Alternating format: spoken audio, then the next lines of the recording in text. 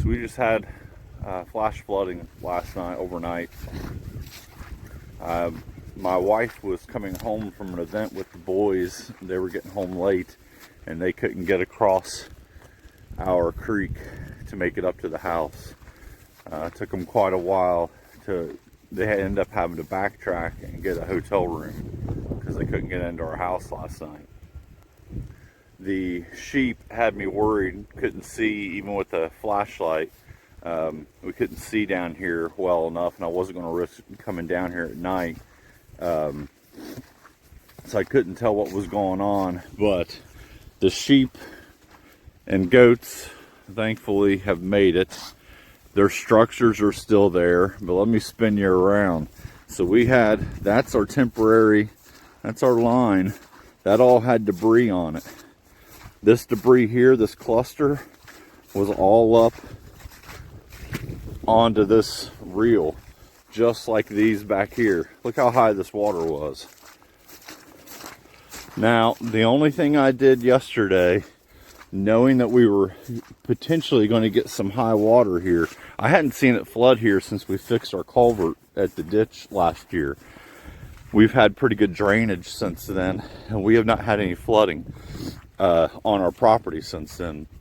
But what I did, instead of making a small paddock like normal, I opened up the paddock. I opened up basically this entire field.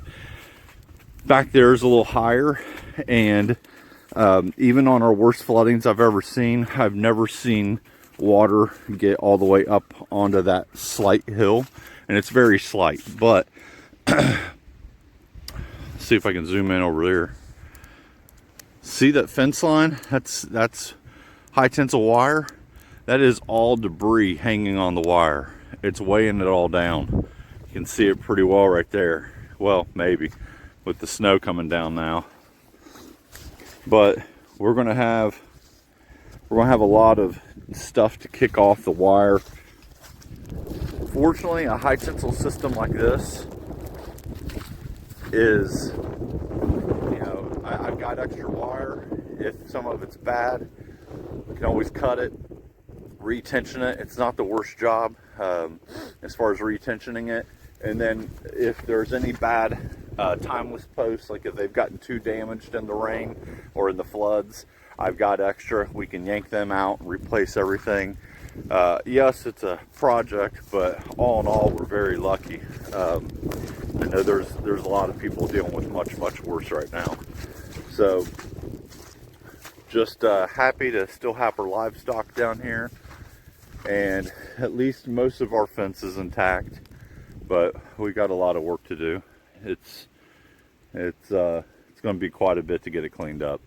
But we'll say I'm impressed with these timeless fence posts. These few right here, the water came from down there, built up here, went clear over our driveway, washed out a lot of gravel and into the creek. These few posts were completely bent down, like at that angle, like very steep angle. I was able to step over the fence without even having to really adjust my step. All the wire was on the ground. The wire obviously is all loose now. I realized when all these leaves and everything are on here, best way to get it off is if the wire's loose, is just shake the wire.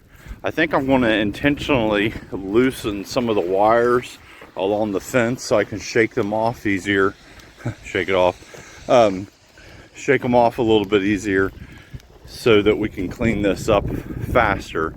It did this pole here. Look at that. Completely. Now, I probably should have had a corner bracing on that to begin with. There just wasn't a whole lot of tension on it, so I didn't worry about it. You can see the water. The sheep have moved up back into the back where I had that section open. That's the highest point down here. And you can see how high the water got. Went clear up over our driveway. There's debris. That entire fence line the whole way down is covered in debris, just like that there or worse.